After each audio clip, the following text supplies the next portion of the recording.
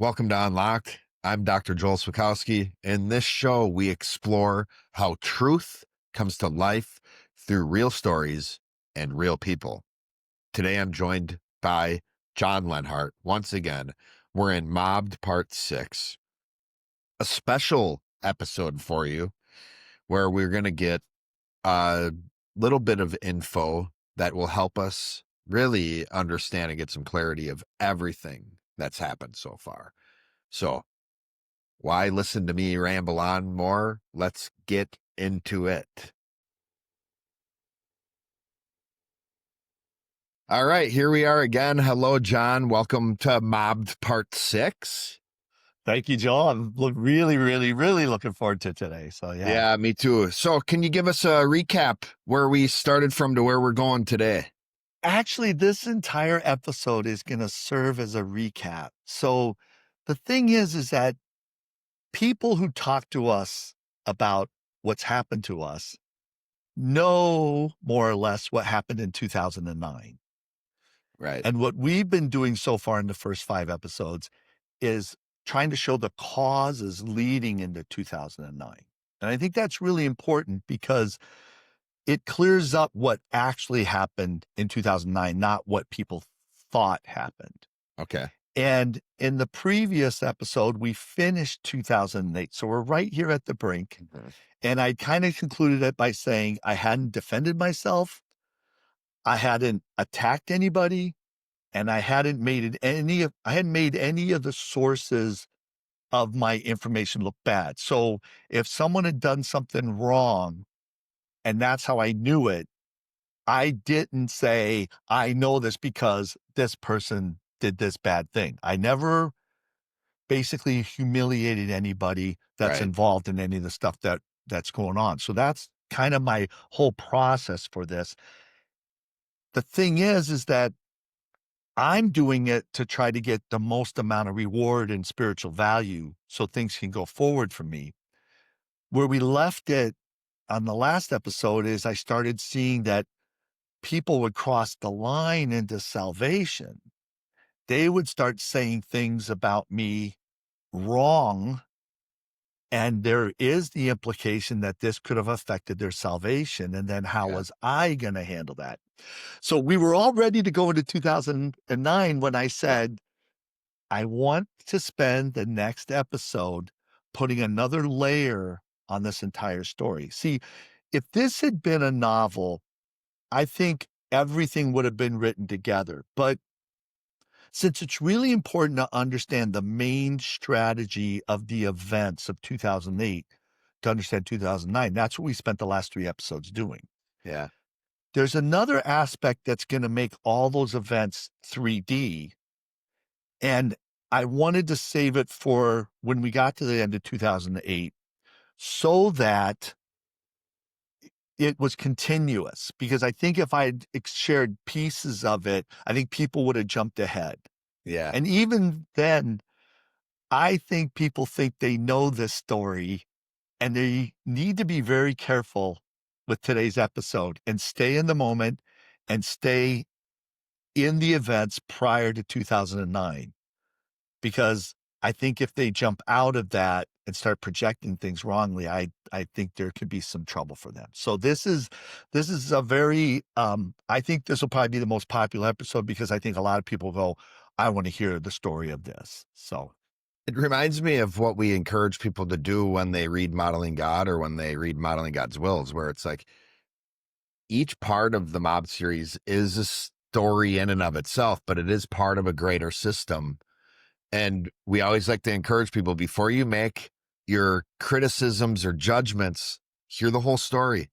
So today it may seem different than the other episodes, but it is still part of an episode. And if you are familiar with the story you're hearing, you still want to be able to put yourself in a position of not adding stuff to what you hear today, because it's, yeah, everything we heard kind of plays a role in what we hear today. And then what we hear today is also going to play a role into what we hear moving forward.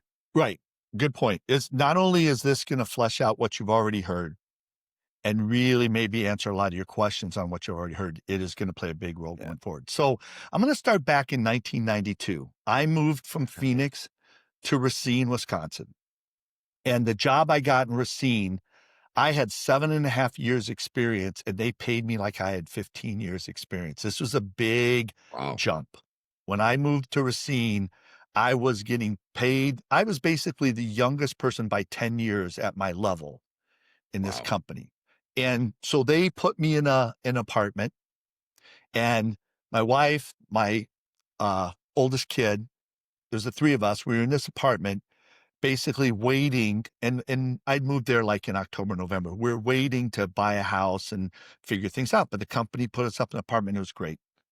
And the thing is that there was, my wife, everybody loves my wife. She gets along with everybody. And so she got along with all these people. She got to know everybody in the apartment building. I'm focused on work. I'm achieving. I now have this job that's really above me in a lot of ways, but I'm working really hard. And she gets us invited to a Super Bowl party. And the people at the top floor were having the Super Bowl party. Whatever. I'm busy. I mean, I love the Super Bowl and everything, but I like watching the party, watching the game and getting strategic. Yeah. So we go to the Super Bowl party, and I meet this guy, and we kind of are talking football and stuff. And so there was one nice guy there at this party that I could talk to about football. Well, my wife ends up meeting this woman, Laura, and they live in Racine. They're friends of the people who were in this apartment. Okay. So what happens is we end up getting a house, and Laura has this medical emergency, and she needs a car. She needs to go to the hospital right now. And my wife just like goes, "Here's the keys." And Laura was like, who like just gives their keys to someone she met one time, basically? Yeah. But my wife is a server giver. Yeah. So, and so that was definitely what she did. And again, everybody loves her. Mhm. And the thing is that I'm focused on work. And so Laura and my wife become friends. And my wife comes to me and says, "Hey, Laura's husband, the guy you met at the party." So this was the only guy I really liked at the party. You know, could you have him coach with you? So I didn't have, I had a daughter who was a couple years old at this time, but I was coaching basketball, kids basketball. I was coaching boys and girls basketball. I was coaching boys football. And so I asked, you know, Laura's husband if he'd want to coach with me. So we coached together. They end up moving to Minnesota. And the thing is again, like I said, I'm somebody that most people don't like when Yeah. they meet me. And the thing is, though, is the people who do like me, they like me for a long time. You and I have been friends for, more than Going on 15 20 years. years. Yeah. Yeah. So that's how it is with me. Mhm. The number of people who like me is very few, but they like me for a long time. Yeah. The number of people who like her is just the opposite. It's everyone, Yeah. but she tends to move on. Giver being in the moment, she Yeah. moves on to other friends every 2 to 3 years. Well, about the time I think that Laura and her would have gotten tired of each other, Laura and her husband moved to Minnesota. So the thing is that we end up moving to Green Bay. And this is where I got this really big job I talked about, making $200,000 a year. And I am just working. I'm on the road all the time. I can remember driving my kids' places at night and still working in my head. And that's just, Wow. I'm making a ton of money. I have this really big job. I'm on the road 3 out of every 4 weeks. When my son was born, I joked that for the first 2 years, he kind of was like, who is that guy? Because I Yeah. just really never saw him. Well, our kids and Laura's kids are around the same age. We have 3 kids at the time. She has 2. They're the same age. And my wife was staying friends with Laura while she's in Minnesota. And then what happens is Laura and her husband moved to Appleton. And so the kids all knew each other and everything. And when I got fired in 2000, I got fired basically for not participating in the activities at a strip club. The owner of the company, What? a distributor, yeah, we were on the road. And basically that's what people are like, how did you lose this $200,000 a year job? What's interesting is I actually told the story to these people during the incident. about, "Hey, I'm not doing any of this stuff, and I don't care if you fire me." I said, "Because when I had the job in Phoenix, I was on the corporate jet with 9 other executives, all higher than me, and they were all gonna go to a full contact strip club, and my boss turned to me and said, 'You're going or you're fired.' I said, 'Fire me. I'm not going.'" And then 2 weeks later, I started, interviewing for this other job. I don't know if they would have fired me or not, but I've actually had 2 of these type of incidences where it's like, I feel like Joseph, like he's in charge of Potiphar's house and he's doing really great. He's just not going to I'm just not going to do that. I was And, gonna and I use a actually, less spiritual example. I was thinking of Serpico. Like you're like this cop with a strong moral code who isn't gonna go corrupt, and it really starts affecting him, and people are like other policemen are against him. So yeah, it's yeah. So very much that's, what you dealt with. yeah. So that's kind of, that's how I lost that job. I had this great job. But again, I wasn't writing Modeling God. I was supposed to be writing it. I was working so hard. I could also see it as God put me in this situation. Red comes along. I end up writing, working on everything to write Modeling God while I'm working for Red and stuff. So I can see how this all works together. But that's kind of the story. So in 2002, Laura, who I really never talked to, never met, never thought about, never, you couldn't even tell. I couldn't even tell you, you know, what she was like or anything. Yeah. My wife says, "Hey, she's really smart and she's trying for this job, this big job. And could you help her?" Because I used to help people with their resumes and interviewing and stuff. You're a coach, right? So, yeah, coach. Yeah. So I help her with the resume, and she ends up getting this really big job in Appleton, 2002. So even though our families had been friends, we didn't we didn't know each other. I coached 1 year with her husband, and then they moved away. Other than that, I didn't know them. Our kids knew each other, and everybody else knew each other. So in order to get me to help her, my wife goes, "You'd really like her. You 2 would get along great." And the thing is that I know she wasn't afraid of anything happening for a couple of reasons. Number 1, ever since high school, I had this saying. Again, I was a modeler.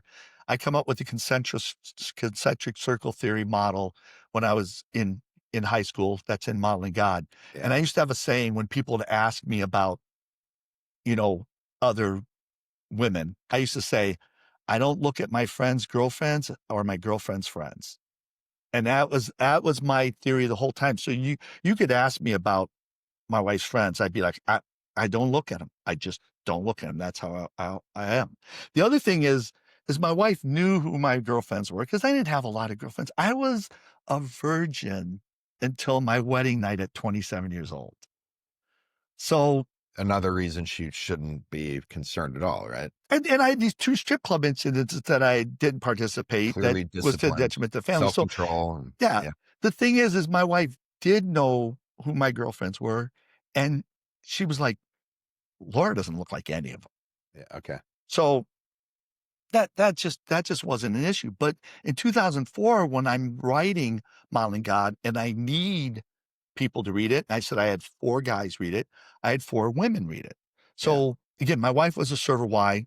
Server Y women are naturally smart. If there is a woman that you don't think is smart, then you go, "She's kind of sneaky smart. She surprises you how smart she is." I guarantee you that's the server Y because Okay. they're not straight at you smart. They're just like all around kind of smart.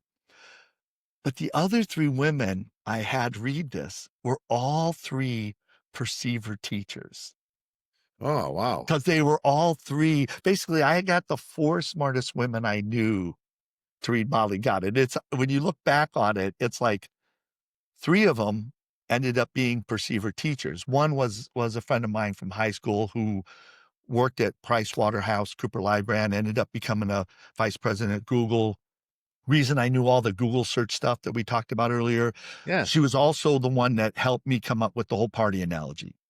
Oh, wow. So Okay. we were Big at the deal here. Getty Museum and I was talking to her about, "Well, I'm trying to write this book and I need this overarching analogy." And we sat there and talked about it. Another one was Laura, and then another one was one of the people who ended up being a testimonial on the back of the book. Oh, because they wow. had or learned this information and used it on their life and saw the benefit from the start. So that's what I had. I was like, the women all commented and they were great, just commenting on all this stuff.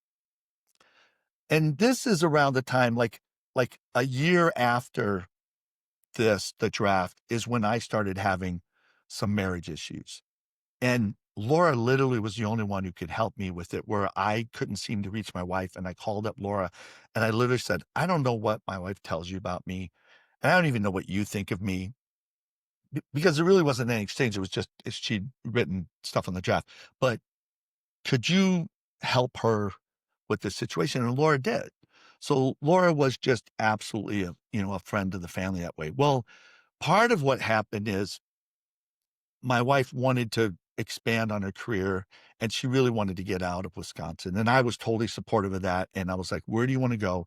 She interviewed, got a job in Las Vegas. Okay.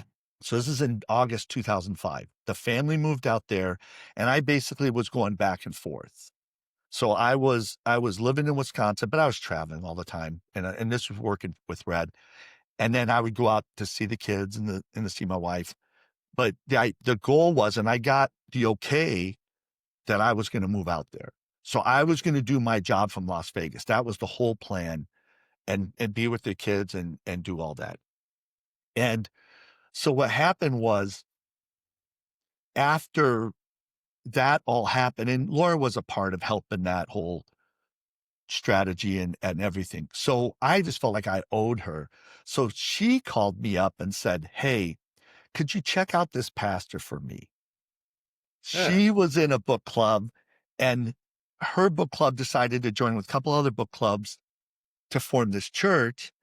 And she trusted me from reading Modeling God Ah. to check out the pastor. And that pastor was the pastor San Damiano. So Yeah. that's the Okay. story. When I said this woman asked me to check this out, that's what I was doing is I was checking out San Damiano for Laura, kind of returning the favor for how she had helped our marriage keep kind of going. Great. Yeah. However, January 2006, the the family had to move back. So the everything was hitting bad in the economy and they were not all of a sudden the people I was working with said, you can't move to Las Okay. Vegas. And that really put a stress on everything. She had this great job out there and everything. And now she had to give that up. And that's pretty devastating. And so I have 3 kids. Laura had 2 kids. And when we go to San Damiano, 4 or 5 kids would show up. The pastor would give them $20, so they'd either make $4 or $5, depending on how many kids. Yeah. The 20 Yeah. worked out good that there was 4 or 5 kids. So that kind of tells you how we got into San Damiano and how everything was going.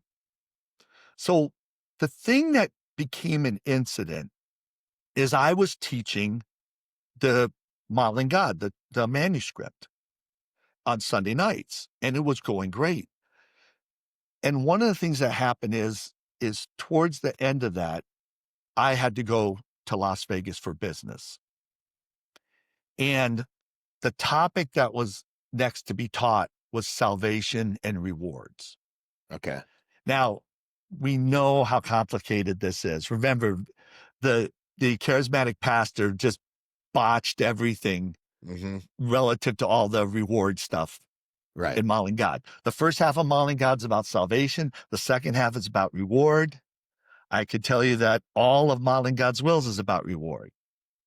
So it's a tricky, Yeah. and we've seen, prayer is done through reward. And I talked about that guy who said, merit, he deals with his kids on merit. Yeah. And would you deal with God? Salvation reward is very tricky. And if you don't separate them, you either believe in salvation by works Yep. or you think salvation happens kind of against you, Calvinism. Yeah. Yeah. So this is critical, and you know that. So remember one of the swear words that said Dabiata became reward. Yeah. Okay. Ah, a word that's in the So Bible. right, it's really important that this is taught well, and I really wanted my wife to teach it. She was this editor, video editor, director of multi-camera shoots, very creative, very artistic, and like I said, very smart. And I believe she could have taught any of the topics from Molly God except she just couldn't teach salvation and reward. And I kept asking her questions. I kept trying to help her do it. And when it came time to do it, I was like, they really need to understand it. And while I believe you can understand everything, I don't believe you understand salvation and reward well enough that I'm going to get all these questions. Because it Because was that's already where tense, with there's a the level to, mentor. especially because you're not just dealing with teaching it out of the book or even teaching it out of the Bible. You're dealing with a lot of this is going to be new for everybody who hears it. And you're going to get a bunch of questions that you're not ready for. So if you really don't understand it, And how it's are you? gonna be another week until I teach. So now I'm gonna have people running for a week. And Yeah. remember the other John was sitting there just already, sniping at me. Yeah. Okay. So if this didn't get taught right, it Yeah. It was could ruin the whole thing. Yeah. right. So I wasn't at the event. Obviously, I was away. And if anybody was at the event, they would remember it by the fact that Laura taught it from behind the bar. Remember, San Damiano was in a bar and they needed the stage for like a concert that was going to happen. And everybody told me she was behind the bar, everybody was there. It went amazingly well. Now, again, to the people in San Damiano, my wife didn't start going to that church like until January and February. But people saw Laura there and then saw Laura and I working together. And I felt like God told me, look you need to not touch Laura at all. You like physically can't even put like a finger on her. And I'll show you who's hearing from me and who's not hearing from me. And so Interesting. that became the deal. It was like, look if people start saying anything, because they don't, I'm not interested in her at all. And so the thing is if people start saying stuff, then I'm going to know who's hearing from God, because this was all about grace. Modeling God is grace. God's talking through you to somebody else. So that's what I did. Laura becomes an elder. Andrew, your brother, becomes an elder. Yeah. The So mentee. Yeah. yeah, the mentee. So that's the thing is that, if you think about the other things that happened in San Damiano, it was Laura who was doing a book club during the day on modeling God in downtown Appleton with these professional women that the other John and a wife and another woman came in and wrecked the meeting. Yeah. Yeah. And the San Damiano pastor's wife was going to those meetings and loving it. She absolutely loved it. And that's why she said, I think the other John is jealous of this John. It also there was a woman that went to that group who was in downtown Appleton, and she got over her depression, Right. and she became the one of the testimonials in the back, and she was attending the charismatic church. All So right. Yeah. that's how all this, when you think Yeah. about, when I told the story before, there's a lot more going on there. And then when Modeling God is going to get published, Laura looked at it and said, there's no questions at the end of each chapter. It should be, she's more like a workbook person. This should be like a Yep. workbook. So she wrote all the questions at the end. And the other thing she did is she really helped refine the love chapters, because she hated what was written about love. So to be So really clear but the questions in and of itself, like honestly, the first book clubs I ever run were largely based on the questions she would have at the end of the chapters too. So yeah, yeah, it was a big help there. But yeah, the love chapters. So what would Laura do? Like basically every question she would have had to be God's addressed. nature is love. God's Right. nature is love. Okay. That's what she Oh, there you believed. go. Yeah. And her arguing that caused me to understand love, to the point that those two chapters came out that way. Nice. I could say I understand love, but then all of a sudden, when somebody is just arguing at you and is super smart, you're just like, okay, wait a minute. Maybe I was wrong about that. Maybe it's this, maybe it's that. So those become really pivotal chapters leading right into the marriage stuff. So in late 2006, remember, we're going to step out of the church in late 2006. Laura's husband moves out to Colorado. All right. He saw, what my wife did in a sense, and it was like he wanted to get this job. And Laura said, great, go get a job wherever you want, and I'll follow you. So he got this job in Colorado working for, of all places, the International Christian Retailers, Oh, the people who put on those shows. no way. Okay. It's like, can you imagine this is a novel that's coming up and Yeah. you're just like, wait, you're okay, Wait, don't this tell me should never he's the happen. Jesus walking around. No, not that. But you're just sitting there like, are you kidding Yeah, me? right. This is crazy, you know? It is. So he moved out there in December. January, we started having our group in Laura's house. Yeah, So yeah. if you remember, you were a big part of that and we Yep. were all there. And that's why her husband was never around because he was living out in Colorado. Right. So Laura announced to everybody um, in that group in January that she spiritually divorced her husband. So she was doing this spiritual divorce stuff that we talked about from Jeremiah. And if you don't know what that is, please watch the previous 3 episodes because that's Yeah. really important. So her and I were really trying to help each other with our marriages. We really wanted to keep things going. I'm like helping her try to get an interview. So she had all these interviews out in Colorado, and I was helping her prep for that. And she went out there and interviewed at some really, impressive places and stuff and just tried her best. So then what happened is my wife wanted to get a job at a bigger church doing all the stuff. And so what's the biggest church in the valley? The big church. The big church. Yeah. So she in March went and interviewed at the big church to run all their video stuff. Yeah. And they really wanted to hire her. And she said, well, I'm not going to consider this until you read my husband's book. It's coming out in July. We have, and we knew it was coming out by then. Could you read this? So 3 of the people, like you could say middle management to an executive, read Modeling God in March of 2007. And then I met with them. My wife and I met with them, Okay. and I asked them specifically what they thought. I met face to face with them, and they said, no red flags, different way of looking at things, but this is great. This is fine. And then the person who was in charge of picking that job ended up saying, I don't want to pick her for whatever reason. So she didn't get that job. Really? But that's how I knew, and it would have been a distraction to tell that earlier in the story, but that's Oh, how yeah. I knew these people at the big church had read Modeling God and said it was okay. Yeah.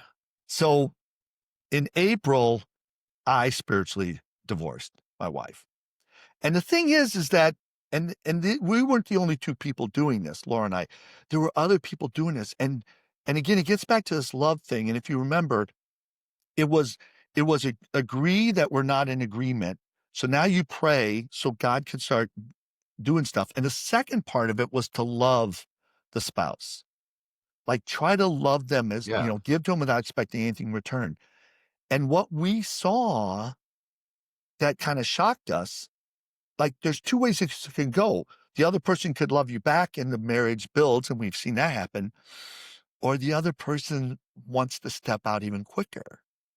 And it was just The kind of tension on shocking. them just feels more than they can bear, right? Yeah. If they don't give back. Yeah. So my wife started spreading the rumor that I was having an affair with Andrew, the mentee. Yeah. So All that right. was going around because I was spending so much time. The mentee at the time, he is growing. We just finished our year, and he was 2006 was just the year.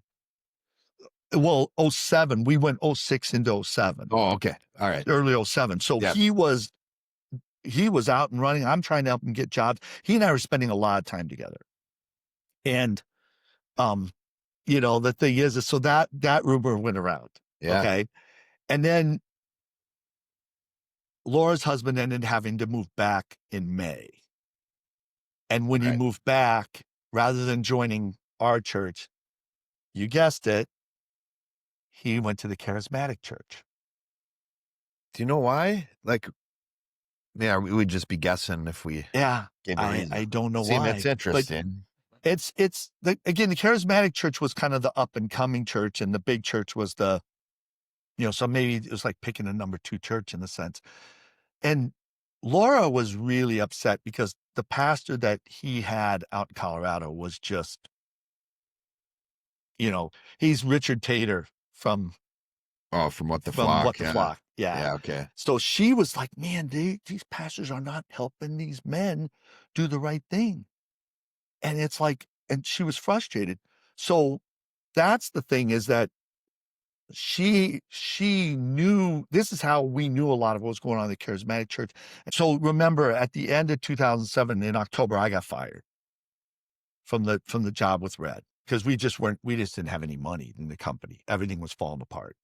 So it was really one of those things. Was And this the so economic like that economic collapse yeah, is about to happen, right? This is yeah, like kind of the preface to that whole 2008 collapse.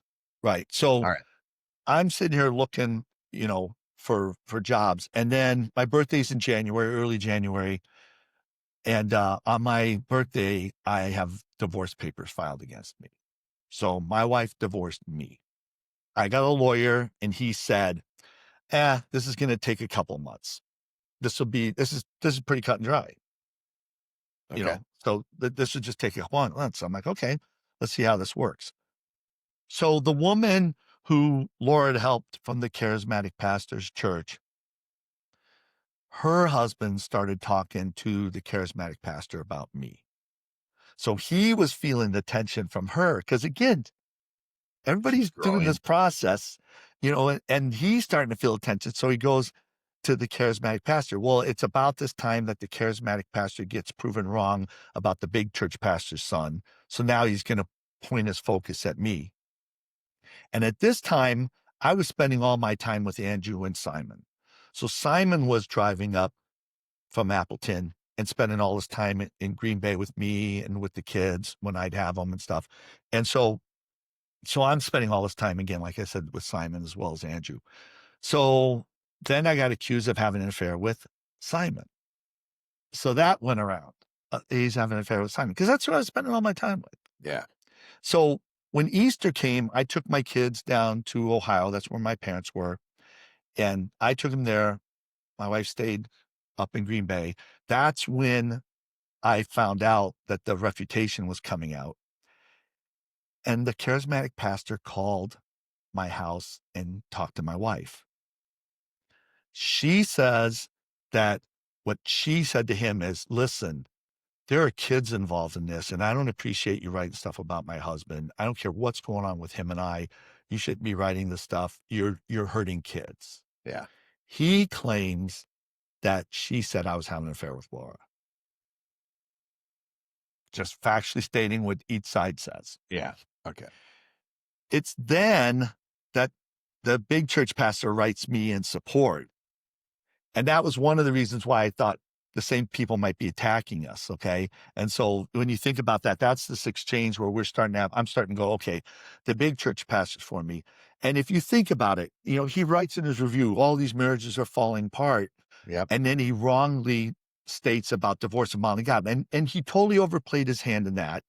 And then I found out that he was working with the San Damiano church pastor and the other That was a big John. reveal. Yeah. And then I knew he was deceived and wrong, because he started accusing me of having an affair, which I definitely was not having an affair. So I'm like, this guy is like a total mess. But now I'm like, okay, God could strike him and he could go from Saul to Paul and take over this. And then I could be off and running. We could just get going with my life over here, and maybe we can still move to Las Vegas or do something else. So April was when I wrote my rebuttal. And your dad and Laura were the ones who went and talked to the charismatic pastor. I said a couple of people talked to him in Yeah. response to rebuttal. Yeah.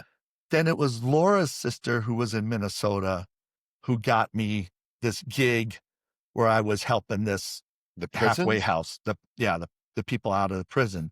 Okay. And Yeah. and it's just like the charismatic pastor goes out of his way to kill that. Yeah. And then Laura has the emails with the charismatic pastor, because the charismatic pastor is really starting to have an effect on her husband. And that's when it was just like, and that's when he said, well, Bonnie God's 80 to 90% Yeah. true. Yeah. And Okay. that's where it was like, you know what?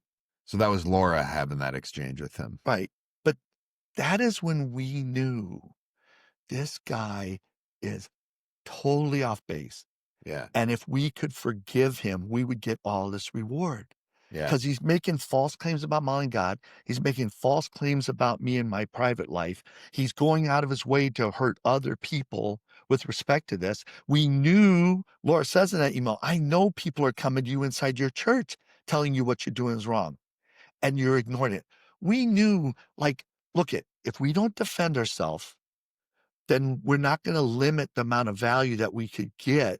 And we're not limiting the amount of punishment he's going to get. So our whole strategy, and then we saw him potentially blaspheme the Holy Spirit.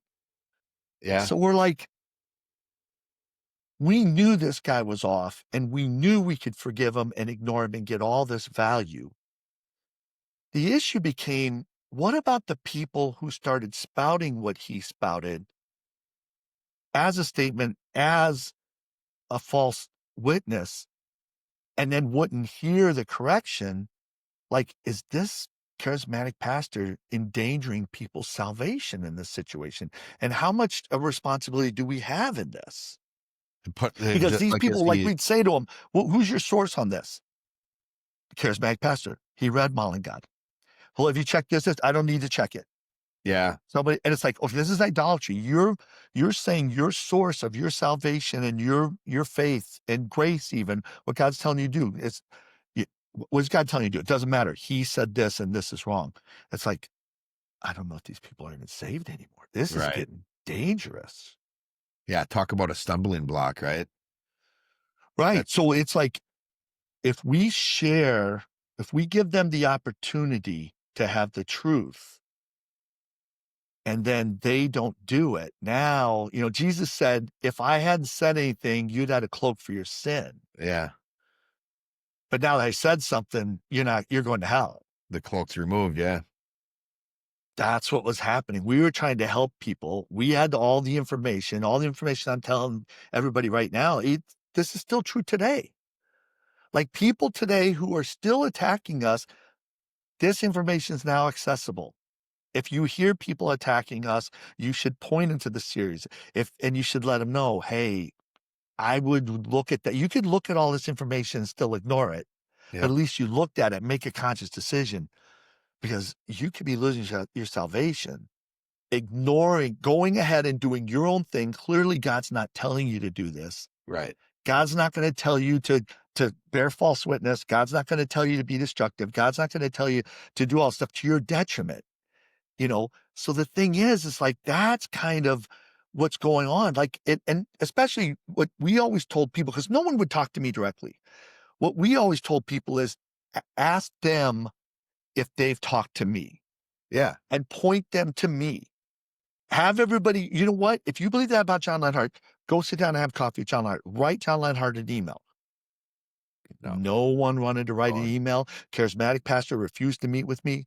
Yep. None of that was happening. And that was when we knew it. And I even had the big church pastor going, man, if he refuses to meet with you, treat him as an unbeliever, he's no longer a believer. That's it. Yep. So that's kind of really, when you look at why we could so easily dismiss, and that was Mob 3, I believe. I was hoping to do all this so God could punish him, so it would flip him around, so that he'd have this epiphany, and so he'd get on the right side of justice. And I was giving this all over to God's hands. But the reality is we weren't focused on him, and we're sitting there going, man, if any pastor ever believes what this guy is saying, it would prove that that pastor is an idiot and not representing God. Right. Clearly, no pastor is ever going to support what this crazy charismatic pastor is saying. Right. Never going to happen. No. If anyone would support that, yeah, they'd be just There's as no way. crazy. They would be just as crazy, they'd be just as destructive, and they'd be endangering just as many people in their salvation. So there's no way that would happen. Yeah. And they would want to know if we pointed it out. They'd want to know. Right. Right. So this is when I met the judge. And the thing is that, he begins his process, and I'm anxious to stay on the right side of justice. That's why I'm willing to do anything. Like if I'm wrong in any of this, because I'm like betting, in a sense, all this value on this, Yeah. that if I'm at all wrong, thank God for the judge, because he'll point out when I'm wrong. I want to get on this side because I want everything that is owed to me through justice. Yeah. And I want to make sure I'm not holding that back at all. And one of the things that came up, and this is around July, is because my divorce was still taking forever. And I'm telling my lawyer, and he was a high powered lawyer, what's taking so long? And we actually found out that it wasn't my wife holding it up, it was her mom. Oh, So I really? I don't, I don't have anything against my wife. But the thing is I know this wasn't her doing, dragging us out and doing all this stuff. I know there's something else there that was going on. And the testimonial woman, her husband goes, I'm siding with the charismatic pastor and siding against you. And so here's the thing. The thing that I really want people to realize in the moment, because we're sitting here in the middle of 2008, everyone who was attacking our group was getting worse. Everyone. Everyone who was against our group was just having all sorts of unusual, scary things happen. Yeah. And everybody inside our group was doing great. Yep. And it was just so confirmation from God that, look, don't defend yourself, don't attack, don't humiliate the sources of your proof, and I'll take care of you. And it just confirmed the whole reward model to me in spades, because also the people that were against us were just falling apart. Yeah. Yep. I remember in my own life in 2008, I got a job. I was getting promotions. I was given opportunities I worked at Starbucks to interview for management positions. And then personal life, I was repairing with my son's mom, and things were going great. And then Testimonials, like we had seriously, testimonials signs and everywhere. wonders. Yeah. Right. And I mean, and that's not even addressing, like, my mental health is just is repaired. Like, I'm not depressed. I don't have anxiety. I'm feeling fulfilled. And on top of that, starting to grow into a leader and being able to help other people too. So, I mean, yeah, our lives, and that was just me. And that wasn't an exception. That was essentially all of us in our group were leveling up in personal and in our personal lives, maybe with you as the exception in the professional life because of what was happening. You just, like, I everything could not get a professionally for job. you I just could kept not getting get a job. worse. Right. But now we can look back to and argue it's like, maybe God Well, didn't I even think that's going to get come a up job. in 2009. I think this is all, pointing towards something. But the thing is you're right. Like the one thing people could say to me, and what was funny at that time is I said, God doesn't want me to get a job. And I was at Starbucks, the I Starbucks you used to remember work at. this And I said, God, God will prevent me from getting a job. And they go, ask them for for an an application. application. And I said, not a problem. I walked right up. I said, hey, I'd like to get a job here. Can I have an application? They go, okay, 1 second. Because I remember we used to keep them above the cash registers. This was back in the day still. They were paid. It wasn't online applications yet. Right. I And they remember go, this. they ask somebody about it that they've asked, and they go, I'm sorry, we have no applications. We're out of And we all applications. just laughed our heads off. Like, I'm telling you right now, I know I'm in God's will not getting a job, but I don't want to be in God's will not getting a job. If Yeah. I could have my will, I want somebody else to take this over, like the big church pastor, and I want to get a big job in Utah, and I want to be gone, and I never want to see any of you people ever again. Yeah. That was my will. Okay. Yep. But the thing is that when you look back on it, the meaning of life is church and marriage, and how God helps us get enough value to bring about his will is church and marriage. If you do marriage the right way and you do church the right way, and divorce and putting away is a part of understanding marriage. We are the marriage experts. It is Yeah. so awesome to be the world's experts in half of God's will. And we understood this better than anybody, to the point no one wanted to talk about it. And I told you the story at the ICRS where the Oh, Moody right. people, nobody wanted to talk to us because Everybody knew we had the answer, and we knew we had the answer. We were undefeated, and we were getting attacked for being right. We were getting attacked for understanding God, half of the meaning of life, half of how God's will works. We were doing it. And so the thing is people started seeking us out. Even people in the big church were going, our marriage is going nowhere, but this place is like helping marriages get somewhere, either put them back together or showing how it's supposed to be apart. Yeah. So people started seeking us out. So then it was, oh, they ruined everybody's marriage. Like, and the way to look at this is they're saying, hey, there's 15 people in that group and they all had happy marriages. And then when they met John, they all got divorced. Instead of saying there's 7 people in that group. And when they started understanding this marriage stuff, 8 people who had marriage issues joined them, and they all either got divorced or put their marriage, like, they didn't know the stories of people putting their marriage together, so they think everybody's getting divorced. So it's a false testimony on 2 parts. They didn't say the marriages that stayed together. They never said any of that. And they didn't say these people came to us because of this. They said, like, we walked up these people and wrecked it. So we knew even more that people were just falsely testifying against us. If we didn't defend ourselves and we let it go, we'd just be cruising. So Yeah. if you think about it, like, we knew spiritual divorce, we knew love, like loving the other person. Like, that was what our advice. Somebody come to us and we go, look it, first thing to do is to do a spiritual divorce step and then start praying. Because if thing goes well for your spouse, then you're the knucklehead that needs to fix it. Right. And then if things are going wrong for them, right for you, you can say, hey, look it. And if they want to dig in their heels, love them. Build that, we call that love muscle. Love this person. Keep loving this person. Keep giving them without expecting anything in return. Just keep loving them. Yeah. And then when they start to get, they're either going to come back or they're going to get more agitated. Then we'd say go into counseling. Yeah. Because now you bring a third party. Counseling is that Matthew 18 step. Oh, And yeah. what was amazing is the person who was off never survived more than That 2 was counseling always so sessions. interesting. Yeah. That It even if they were the one who said we should go get counseling, a lot of times they would think they'd be able to dupe the counselor, but the counselors would be objective mediators. And yeah, usually it was that well, these person. people would want to come in and go, my spouse is in a cult. And this person would go, I'm meeting with a group of people who are doing this and helping me understand this and do this. And it's like the counselor's never going to say, you need to leave that community. Right. Your Because then support, your if something catastrophic happens to them, guess who gets in trouble? The only thing that was helping this person hold on to their mental health was community. And in fact, the other person didn't have community.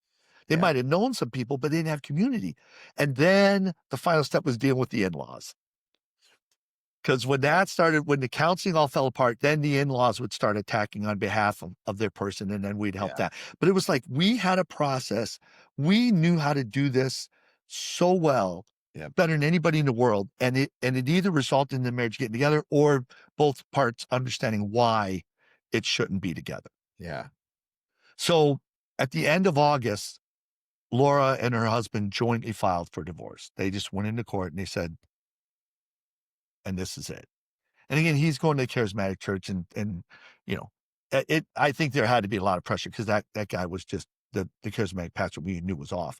I Yeah. went to Hewish at this time trying to leave, and I'm still going through my divorce. And the court literally said, if you get this job, you have to take it. Because they're trying to assess, part of what they're delaying is I don't have a job. I can't get a job. They want me to get a job so they can determine how much I'm going to have to pay. And so they literally said, you have to take it. I'm like, that's great. I want to take it. Let's Yeah. go. Yeah. So even the law is watching all this happen. Yeah. And then it's like, it falls apart. And the thing is that I'm just sitting there, actually sad for people talking against me at this point. Because now I started realizing, look, they need to know the truth so that they can come around because they're being deceived. But telling the truth, if it causes them to entrench, now we're talking about their salvation. And that gets really tough. In fact, my wife was in a church in Green Bay, and I went and met with him, the pastor of that church. And the pastor was trying to tell me, he's trying to humiliate me for it. It's always funny. Like these pastors, they have a set of verses for why it's the husband's fault, and they have a set of verses for why it's the wife's fault, but they never tell them to the other person. Oh, So if if if this guy's going to hear the husband verses and he looks at the pastor, well, are you going to tell the wife these verses? There are no verses. Oh, by the way, my friend coming in. Oh, is a woman. Well, blah blah blah blah. You know, it's so funny. So he's trying to do this to me, and I'm like, she filed on me. Do you want me to try to force someone to live with me? Like what? Because again, God it's a doesn't fool. force anybody to get married. Right. So why are you forcing people to stay together? And Deuteronomy 24, we covered all this. Yep. There's nothing sinful about divorce in this. He says to me, I'm going to pray for your soul to be turned over to the devil. And I go, who are you going to pray to for that? Because in Corinthians, Paul says, I have turned him over to the devil, meaning I'm not going to step in anymore. I'm not going to do this influence. Paul doesn't say, I prayed for them to be turned over to the devil. Because who would you pray for the devil to That's a be in tough control? thing. You'd pray Yeah. to the devil. And Yeah. he did not like that answer. And he got up and started yelling. I walked out of his office. There's a whole bunch of people there watching him. I'm walking out, and there's all these people watching him scream and yell and swear at me and all this stuff. But it was just kind of like, do you even know your Bible? Like, Right. what was that? Some sort of threat? You're gonna pray to the devil. Okay, go Yeah. ahead. Go ahead, Yeah. pray to the devil. I can't stop you and your church Right. and what you guys do. Right. So that's why I wrote to the big church pastor and said, hey, I'm not defending myself. And these people, when I didn't defend myself, everybody went, well, he must be having an affair. He must be doing this. He must be doing that. He's not defending himself. And Right. I'm like, this is so interesting. Because if I would do the thing that Jesus said not to do, you would think that I'm a Christian. But because I'm doing the thing Jesus told me to do, you all think I'm not a Christian, which makes me realize you pastors aren't Christians. And that's what just got really, really sad. Because I hadn't defended myself. I hadn't attacked anybody. I hadn't, like I said, publicly or privately humiliated my sources. You know, in October, I got full custody of my 16-year-old daughter, my oldest daughter at that time. And that's going to come up later in the story, but I wanted to point that out at this point. Okay. Because that's going to come back. Yeah. But it's just a fact, and people could look it up Yep. legally. So I'm not telling anybody something that people couldn't find out themselves. So the big church pastor asked me for marriage doctrine because I think of the judge's in-laws, but also because people were leaving that big church to come to us for help. Yeah. And they were like, who they're leaving to get what kind of help? What are they teaching over there? So now you realize why that one request came in. Could you summarize your marriage divorce stuff for us? Because the judge's in-laws went to that church and didn't like how he was handling stuff because we were helping him with that. And people were leaving the big church to get help from us. Right. And they were trying to figure out how to argue it. At least they were checking. At least they came to me and said, could you share this information? They wouldn't meet with me, but at least they said, could you share this information? And we knew we had the only, and still do, have the only non-contradictory explanation for half of the meaning of life. Yeah. Yeah. So that's when the big pastor said, you know what? I'm stop reading this, Molly God. I'm going to have my elders read it. I think he might have started getting a little overwhelmed by this, but there was also that negotiation too, Yep. where we kind of caught him talking about us, but I thought I did it really, really, pleasantly. In December, my divorce finally went through. All So right. it took 11 months for my divorce to happen. And it was a brutal, everything you hear in episode 3, 4, and 5 was happening while I was Oh, dealing with getting a divorce and these people talking about me wrongly and me realizing what I was doing and me helping other people. And that's what all was happening. I can't state this enough. I love getting value from being an expert in marriage, divorce, and putting away. That I know that value comes straight from God because it's half the meaning of life, and people are hurting other people when they get that doctrine wrong. Man, John, what an episode, a little bottle episode here that just kind of, but really just unpacks so much of what we've already covered. It really brings it into high def, like you said. So any, any Then pointers yeah, on, I'll just summarize it by saying this. So remember where I was at the end of 5 is so now I'm divorced. I can't get a job anywhere, and I'm stuck yeah, in this valley yeah, with a group of people that are just thriving, and everything's going great in my life except for, and divorce is hard, don't get me wrong, and it's hard on the kids and everything. oh yeah, And this job thing, which was my plan. My plan was don't get divorced, and my plan was have this job. yeah. So that part isn't going, but I'm seeing everybody's life change and everything. I know that the charismatic pastor is on a rearview mirror, and anybody who'd listen to him is just endangering the salvation of the people in their church. So I'm waiting for the big church pastor and the elders to get back to me. And I know that either way, there's going to be some resolution because either they're going to say, this is what's wrong with modeling God, and they're going to need to say what's right. And I'm going to learn from it. This can be great. Or they're not going to say what the right answer. And then I'm going to know we can discount them. We can start forgiving them. We can start getting value off of them too. And we can start helping those people realize that their salvation might be in danger. So that's where we were at the end of 2008. And that's why I knew I could ignore the charismatic pastor and kind of put all my effort towards the big church pastor. Oh, incredible. What a great episode. Thank you, John. I look forward to part 7, and holy smokes, part of me knows where we're at today, and there's still so much to uncover and a lot of really big events in our near future. So thank you for being on today. We'll see you soon. Thank you. All right. Thank you, John. Once again, Mobbed part 6 was great. I can't wait to continue on with this story. There's still so much more. Let's dig into the story a little bit. Specifically, John talked about the difference between salvation and reward and said it's a complicated topic. So, challenge accepted. I'm going to start by saying this. Jesus had 2 messages: how to get to heaven and how to have a reward here on earth and in heaven. So 2 messages can be summed up by essentially saying salvation and reward. These are not the same thing. Here's something I shared recently on social media that I think will help us start to unpack this a little bit and get some resolution between these two models. First, I quoted Dietrich Bonhoeffer. I said this: cheap grace is the mortal enemy of our church.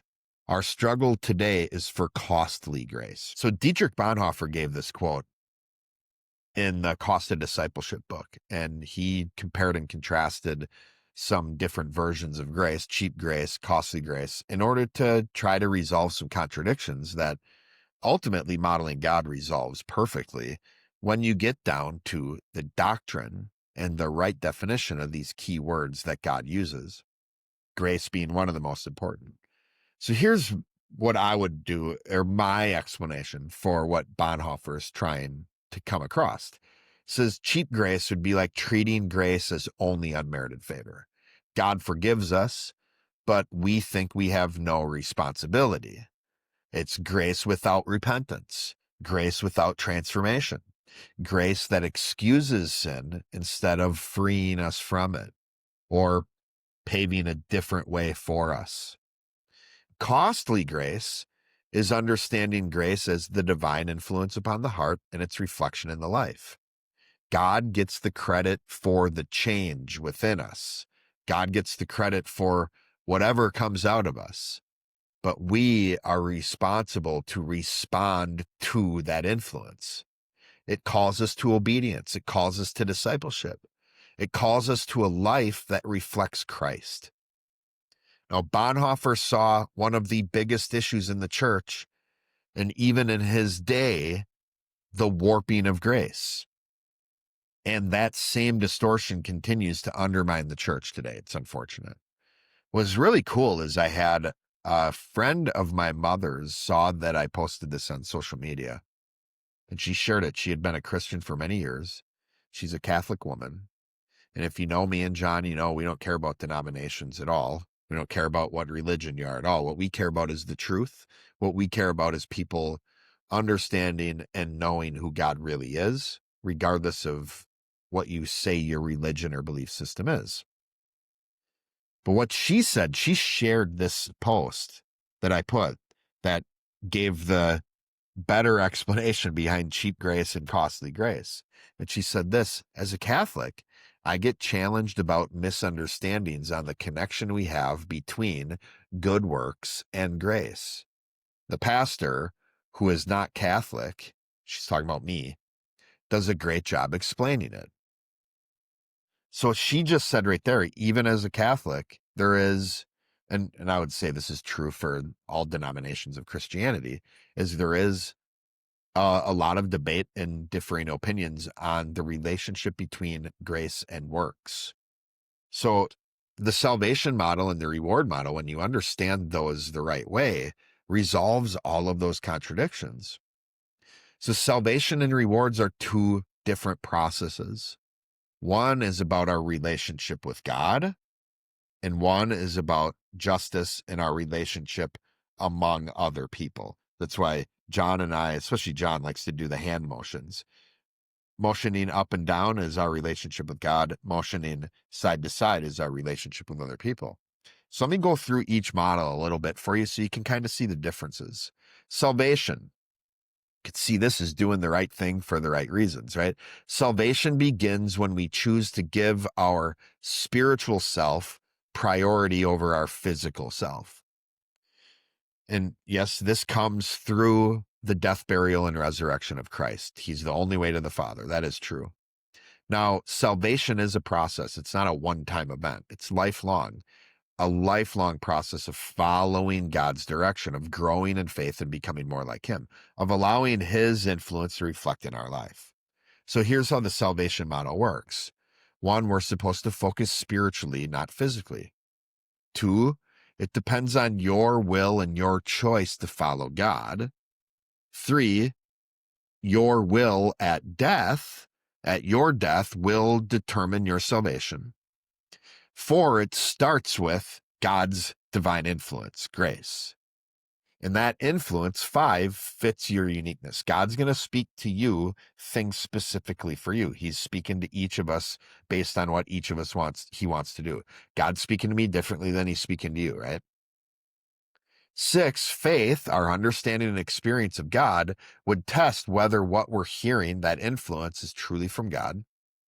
7, our salvation is proven by actions. Faith and grace are both proven by actions. The actions are an effect, they're not the cause, but they are proof of whether or not you're saved. 8, your ability to follow that grace grows through experience and understanding of God. 9, your salvation is between you and God alone. And 10, the mistakes, the wrongs we make are repaired through confession and repentance to God. So that's the salvation model. It's all about, am I doing what God is telling me to do? Am I allowing God to work through me? That's my salvation. So salvation, you could see it as about the quality of your relationship or ultimately fellowship with God, your motives, your surrender, your obedience. Now let's move on to rewards. Okay. The reward model deals with how we treat other people. Really simply, the reward model shows that every action we have with other people is an exchange of spiritual value. John and I often will say there's no zero events to the thought process, right? Your thought process is either getting better or worse at any given moment. It's never staying the same. Well, that principle, the no zero events, is true across contexts. So the same thing is true with our interactions with others. I'm either gaining or losing with every exchange I have with another person. And, there's ways for us to all gain. We can all treat each other in a way where we're all gaining, but there is always an exchange happening. We're either getting better or worse in our interactions. Now, one of the things the reward model shows is forgiveness among other people stops the loss of value. So when we are forgiving one another, it actually helps us stop losing value. Mercy would help out the same thing. But when we don't forgive, when we are unforgiving or hold grudges, we're hindering the reward model. What happens is that imbalance between me and the person that I've wronged, or the me and the person that's wronged me, if it's not being forgiven, that imbalance between us is going to keep going, and it's going to keep getting worse. Now, here's the thing that people have a hard time swallowing. Reward is all about my behavior. It's my actions based on decisions I'm making. Salvation's all about the things God's telling me to do. So this means reward model, even doing the right thing for the wrong reason, can still bring reward. Why? Because of justice. So there's two separate judgments that really flush this out and kind of prove this out. In Revelation 20, you see the great white throne judgment. And here what you say, the first judgment, what you see is the books are opened, plural. Books are opened for works. Essentially, everything that's ever been said or done in your life will be judged in that moment. That's the reward judgment. And the second judgment is the book of life, one book. Those who are written in the book of life will enter into eternity with Christ, with God the Father, with the Holy Spirit in the New Jerusalem. This is the salvation, if your name is written in the book of life. So salvation is really about whether or not your name is in the book of life. Rewards are about what you did, how you handled your relationships, how you handled forgiveness, how you handled mercy, how you handled justice between you and others. Jesus taught both of these models. When he was asked for what the greatest commandment was, you can look at Mark chapter 12, verses 29 through 31. He actually gave two answers. He said, love God and love your neighbor as yourself. This is the salvation and the reward model. Love God is the salvation model. Love your neighbor as yourself is the reward model. Two different focuses, but both founded and grounded in the doctrine of love. So here's the takeaway for you. Salvation is about quality. It's the qualitative side of the model. It's about righteousness and your relationship or fellowship with God.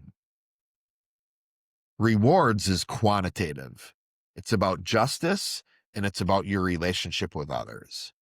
How much reward is the right amount of reward? The answer is always more. How much salvation is the right amount of salvation? Well, you're either saved or you're not. That's why it's the qualitative side.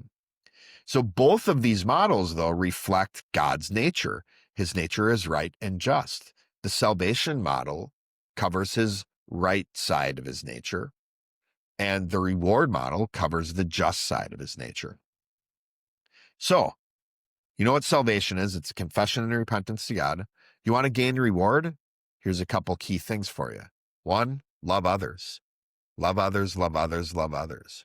And two, forgive when an injustice happens against you, which this is one of the great things about John. He's literally gotten to the point where when people are unjust to him, he's happy about it because he has that much faith in its ability to facilitate God's will, and gaining spiritual value for him is more important, and doing God's will for him is more important than the injustices that people do against him. And in closing, just want to say this. God does care both about why we do things, which is in line with the salvation model, and he cares about how we treat others, which is in line with the rewards model. When we understand both models, we stop confusing grace with works. We understand the relationship between grace and works, and we start living with both righteousness and justice, reflecting God himself in our lives. That's it for today on Unlocked. I'm Dr. Joel Swakowski. You can find John on Instagram, on X, both at the handle @modelinggod. Find him on LinkedIn. Go to modelinggod.com. And you can see his works there, works I've worked on him with as well. Go to flowsys.com if you want to see more information on the intangible drivers he talked about earlier in the episode. Go check out those resources. and keep learning and growing on the journey, on the path that you're on right now. So thank you for listening.